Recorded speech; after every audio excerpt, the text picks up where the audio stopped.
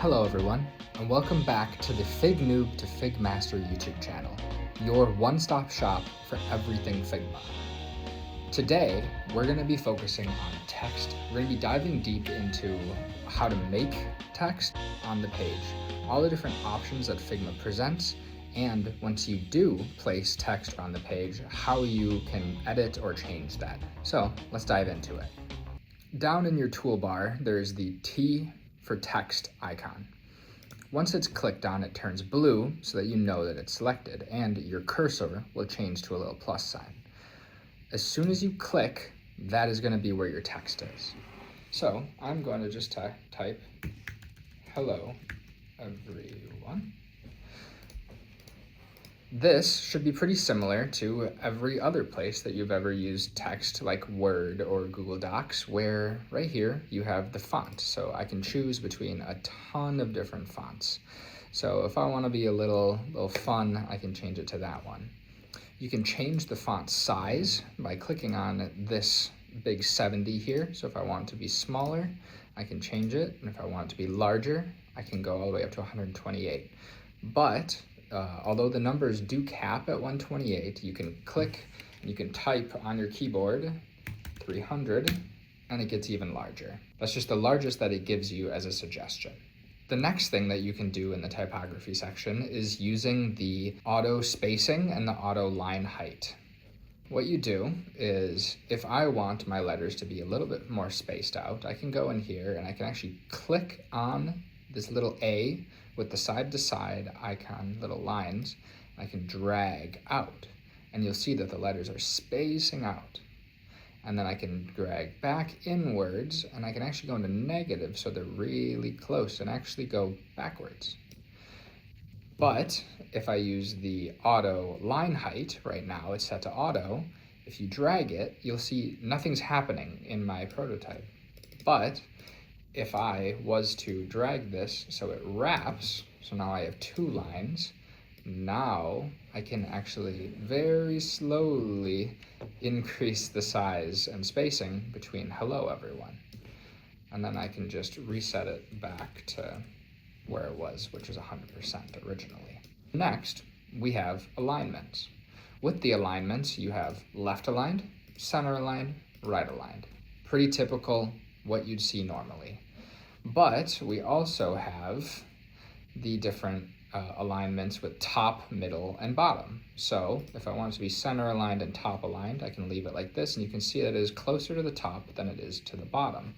I can switch it to middle, so now it is right in the middle of your frame, and then bottom, so now it is right at the bottom of the blue box here. Finally, in the typography section, you have the settings. This is where you go if you want to underline or strike through your text. I typically will use the underline if I'm trying to prototype a link or anything like that. If you decide to underline your text, you can do more details by using the underline details section. When I click on it, I can change the thickness of my underline to be either smaller or larger, and I can change the offset. So I can make it a little bit further away from my text or right up against it. Another thing that I can do is make it so that my underline is wavy, dots, or even just a straight underline. Next, we have the alignment again. It's replaced here just so that you can reuse it. And then we have the vertical trim. So just moving everything so it is perfectly in line with the bottom of the letters. We also have it the other way, so it is more in line with what you actually have content-wise on the page. I can also remove the underline and put it as a bullet point. That way, if I was to create a second one and say hello again, now we have 2 bullet points. But if I decide that I want to make a grocery list, so apples and oranges, I can switch it to a list. The settings on the right only show when you're actually selected on the text box. As soon as you click off, it sets back to the original state. But when you click on it, you'll notice this X and Y. So the X and Y is actually the position on the entire grid that you are. This can be used by dragging, or you can physically click on it and change the number. So if I want it to be at the absolute center of the page, I can switch it to 0, 0. What you can also do here is rotation.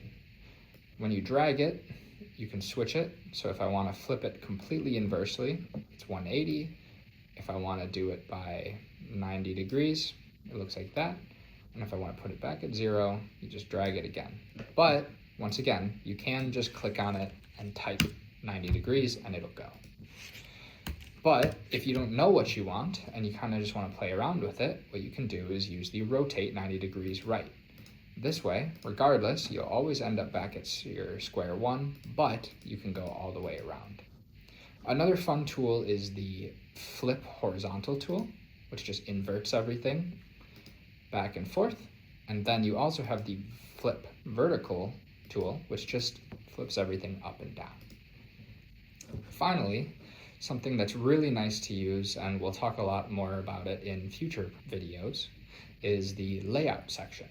This section is important because it shows how your layout would display on the page. You have 3 different options. You have fixed size, you have auto height, and you have auto width. If you are interested in something like this, you can drag it out and you have fixed state. That way, if I drag it out here and I left align my text, I can type all the way to that line, but as soon as I hit that right side border, it's going to wrap. Now, I can do as much as I want out to the right until I hit that line. But if I switch it to the auto width, then it will allow me to keep typing as far as I want off the page. If I want to go to the next line, you just press enter or return on your keyboard and it'll move to the next line. Or you can use your arrow keys if you already have another line, like I do. And then finally, you have auto height. When you click on that one, it makes it so that the height automatically adjusts based on how tall your text is.